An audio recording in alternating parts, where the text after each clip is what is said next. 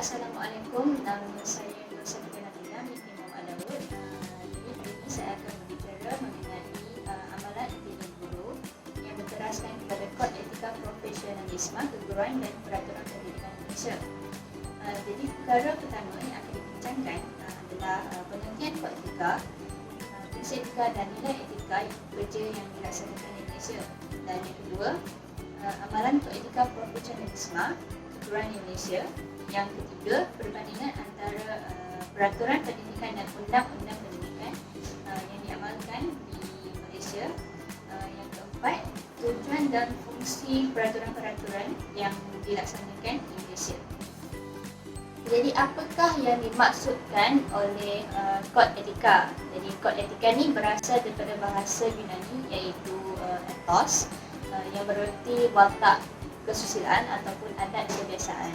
Pengertian tentang etika ini biasanya disamakan dengan moral ataupun akhlak. Perkataan moral pula berasal daripada bahasa Latin iaitu mos ataupun mors yang bermaksud adat kebiasaan ataupun cara hidup seseorang dengan mengamalkan perbuatan yang baik iaitu kesusilaan. Jadi manakala akhlak daripada bahasa Arab yang bermaksud sifat yang tertanam dalam diri seseorang. Jadi daripadanya kita dapat membentuk perbuatan yang menjadi amalan iaitu Al-Ghazali. Jadi kod etika ini kita boleh didefinisikan sebagai satu peraturan yang menjadi panduan hidup manusia yang berkaitan dengan tingkah laku, adat dan cara hidup serta aspek-aspek niat dan kecenderungan seseorang ataupun masyarakat dalam melakukan sesuatu aktiviti. Apakah prinsip etika kerja? Prinsip pada asalnya adalah sesuatu yang menjadi dasar ataupun pegangan. Jadi ada 6 prinsip kerja yang berdasarkan kepada Kementerian Pelajaran Malaysia. Prinsip yang pertama adalah niat yang betul. Jadi seseorang guru haruslah melaksanakan pekerjaan dengan niat yang betul sebagaimana yang telah dituntut di dalam agama. Sebagai contoh, seseorang guru boleh menjalankan tugas berlandaskan kepada FPK iaitu falsafah pendidikan kebangsaan, iaitu melahirkan insan yang seimbang daripada segi jasmani, emosi, rohani dan intelek.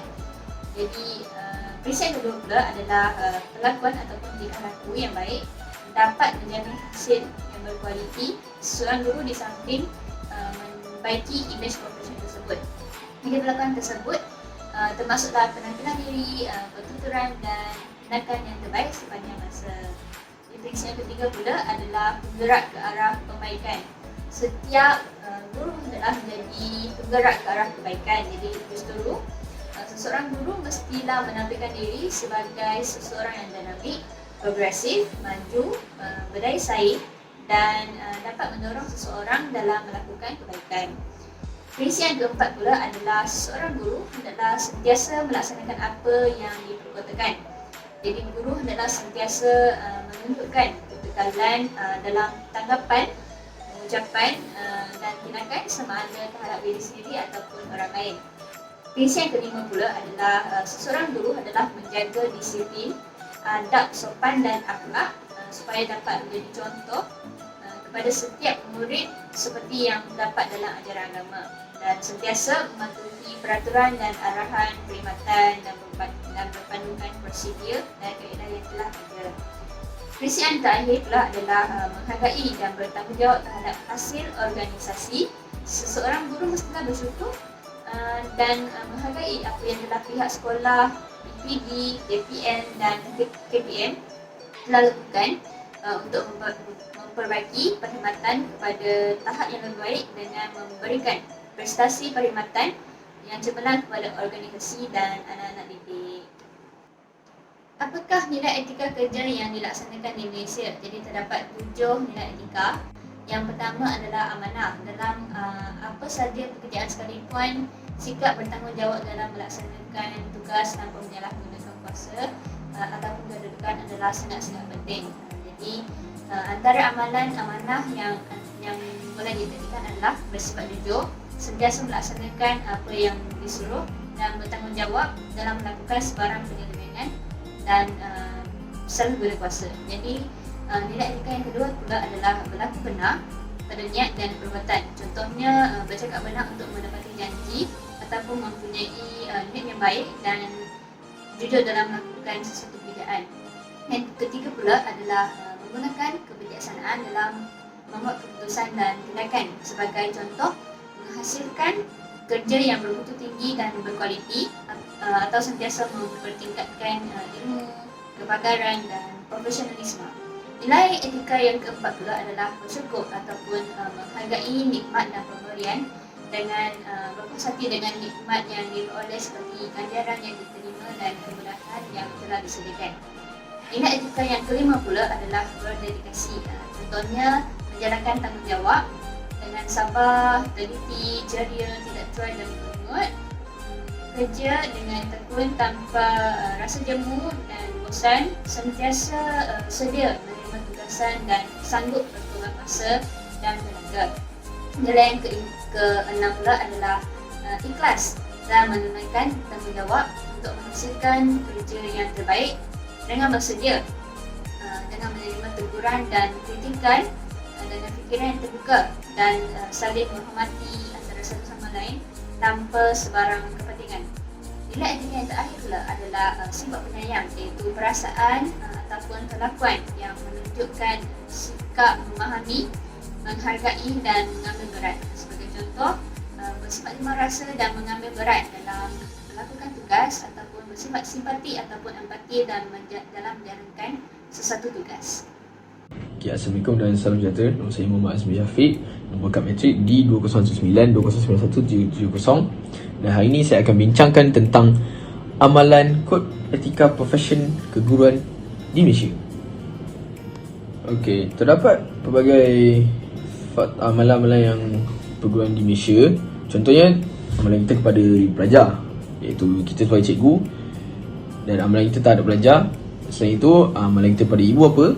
Seterusnya, amalan kita kepada masyarakat dan negara, dan amalan kita sebagai rakan sejawat dan profesion keguruan di Malaysia. Amalan kita terhadap pelajar, kita hendaklah mengutamakan kebajikan dan keselamatan pelajar kami daripada hal-hal yang lain. Pelajar kami adalah number one. So, hal-hal lain kita hendaklah tolak tepi. Selain itu, kita haruslah bersikap adil terhadap setiap orang pelajar tanpa kira diorang punya faktor jasmani, mental, emosi, politik, ekonomi sosial, keturunan dan agama mereka. Seterusnya, merahsiakan maklumat-maklumat yang sulit pelajar kecuali kepada mereka yang berhak mengetahui sahaja. So, yang hendak tahu saja yang boleh tahu. Selain itu, mengajar seorang pelajar dalam darjah sendiri atau mata pelajaran lain yang diajar di bilik darjah tanpa sebarang bayaran. Seterusnya, menunjukkan suatu cara berpakaian, pertuturan dan tingkah laku yang dapat memberikan contoh yang baik kepada pelajar. Dan seterusnya, membaiki kecapai iktisam melalui pengajian, penyelidikan, lawatan dan hadiri kursus iktisam, persidangan, mesyuarat atau seminar supaya pengajaran kami mencapai mutu yang setinggi-tinggi yang mungkin. Okay, seterusnya, amalan kita terhadap ibu bapa. Kita haruslah mewujudkan hubungan mesra dan kerjasama yang erat di antara institusi pendidikan dan rumah tangga. Selain itu, menganggapkan semua maklumat yang diberikan oleh ibu bapa mengenai keadaan rumah tangga atau mengenai anak mereka sebagai sulit, dan jangan sesekali membocorkan kepada sesiapa kecuali yang berhak mengetahui sahaja. Seterusnya, memberi maklumat kepada ibu bapa demi kepentingan anak mereka dan menggunakan maklumat yang terima daripada ibu bapa secara teliti dan bijaksana. Selain daripada itu, elakkan diri daripada menggunakan atau mempengaruh oleh kedudukan sosial dan ekonomi ibu bapa pelajar. Seterusnya, elakkan diri daripada mengeluarkan kata-kata dan melakukan perkara yang boleh menjejaskan kepercayaan ibu bapa mereka.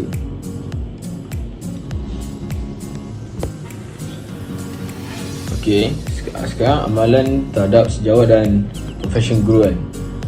Kita hendak mengelakkan daripada membuat sebarang kenyataan atau ulasan yang boleh mencemarkan nama baik kita sebagai seorang guru di hadapan pelajar atau ibu bapa, atau membuat sesuatu yang boleh menjatuhkan maruah seseorang guru. Selain itu, tidak melibat diri dalam kegiatan yang boleh menjejaskan kecekapan kami sebagai guru. Seterusnya, berusaha dengan sepenuh-penuhnya menunaikan tanggungjawab kami dengan rajin dan bersungguh-sungguh dan mengekalkan sejajar dan dengan kemajuan iktisas dan sosial. Selain itu, selalu bersedia membantu rakan sejawat, terutamanya mereka yang baru mencuba dalam profesi perguruan. Seterusnya, mengawasi diri kami supaya tidak mencemar nama baik guru. Akhir sekali, menjadi ahli sebuah pertubuhan guru. Akhir sekali, amalan kita terhadap masyarakat dan negara.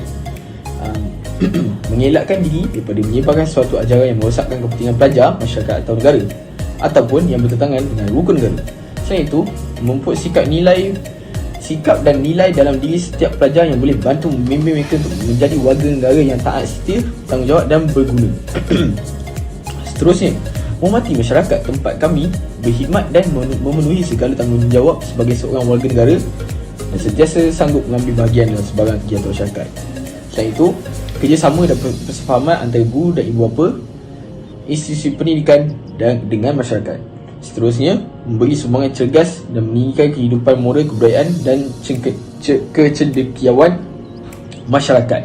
Assalamualaikum dan selamat sejahtera. Nama saya Anissa binti Muhammad Zamri. Saya akan terangkan apa itu peraturan pendidikan dan perundangan pendidikan. Apakah itu peraturan? Peraturan menurut Lydia Harlina Mantono, iaitu tokoh Indonesia, ianya merupakan pedoman agar manusia hidup tertib dan teratur. Jika peraturan tidak ada, manusia akan bertindak dengan sewenang-wenangnya tanpa dikendalikan dan diatur. Perundangan pula merupakan mempertimbangkan kewajipan berjaga-jaga dan keadaan, penyeliaan dalam kelas dan semasa kegiatan luar kelas, hak undang-undang pelajar, disiplin murid-murid, hukuman korporal, pelepasan dana sekolah, pengurusan harta amanah di sekolah, kewajipan kontrak sekolah dan juga murid-murid, penilaian ganti rugi dan status guru-guru di sisi undang-undang. Peraturan pendidikan dan perundangan pendidikan ini diadakan kerana golongan guru sering menjadi sasaran dan tundingan kesalahan ibu bapa dan masyarakat. Yang kedua, menentukan ketenteraman, keharmonian dan kelicinan aktiviti dalam masyarakat dan sekolah. Yang ketiga, kawalan tingkah laku dan melicinkan perjalanan hidup warga sekolah. Dan yang keempat, proses pembentukan jati diri dan pendidikan berjalan lancar tanpa sebarang gangguan. Antara peraturan pendidikan yang utama adalah Peraturan 3A, Peraturan 3B, Peraturan 3C, Peraturan 4/1.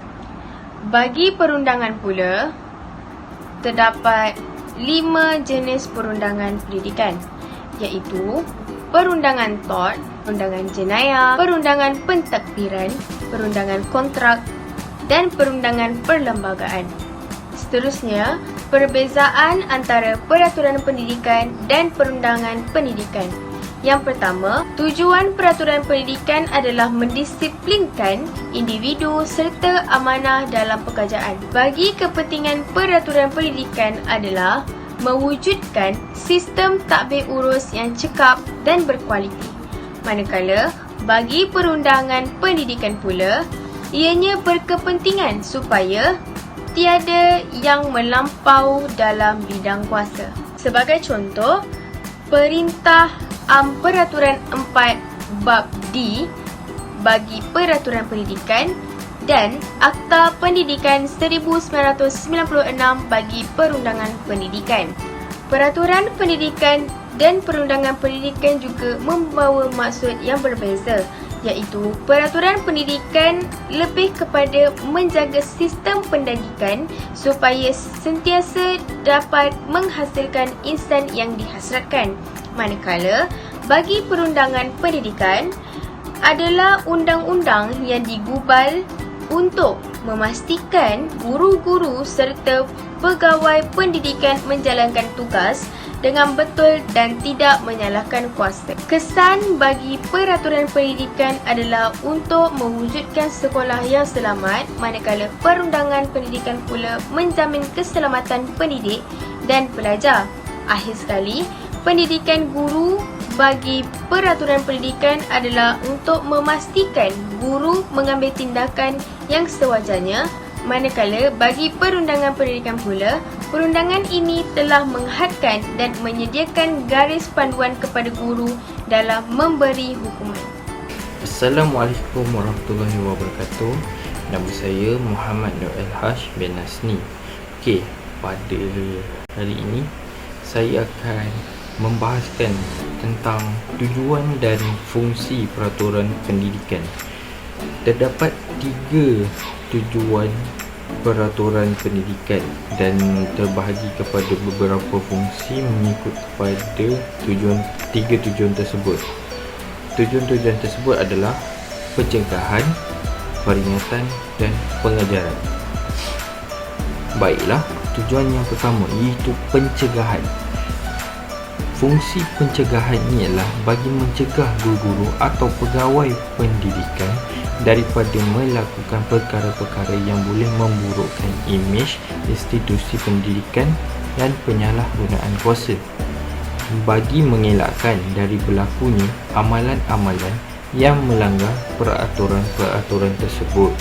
Contoh-contoh pencegahan yang akan dilakukan ialah surat keliling, memo pemberitahuan dan papan tanda amaran.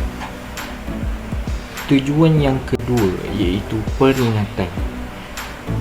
Fungsinya adalah bagi memastikan guru-guru serta pegawai pendidikan sentiasa menjalankan amanah yang dipertanggungjawabkan, memberi peringatan kepada guru-guru serta pegawai pendidikan terhadap akibat dan hukuman sekiranya tidak mematuhi peraturan. Ia juga bagi mengingatkan guru-guru serta pegawai pendidikan agar sentiasa berwaspada dalam melaksanakan tugas dan tanggungjawab yang diamanahkan. Contoh-contoh peringatan yang akan diberi adalah seperti amaran lisan atau bertulis atau surat tunjuk sebab. Tujuan yang terakhir iaitu pengajaran. Fungsinya adalah memberikan pengajaran kepada guru-guru serta pegawai pendidikan melalui kes yang lepas serta hukuman yang dikenakan untuk setiap kesalahan yang dilakukan. Tindakan yang dikenakan untuk dijadikan iktibar dan panduan kepada pegawai yang terlibat dan pihak-pihak lain agar perkara yang sama tidak berulang. Contoh-contoh hukuman yang akan dijalankan adalah hukuman diturunkan pangkat dan ditukar tempat kerja. Secara kesimpulannya, 3 tujuan yang dinyatakan tadi iaitu pencegahan, peringatan dan pengajaran adalah saling berkait atau saling memerlukan antara satu sama lain.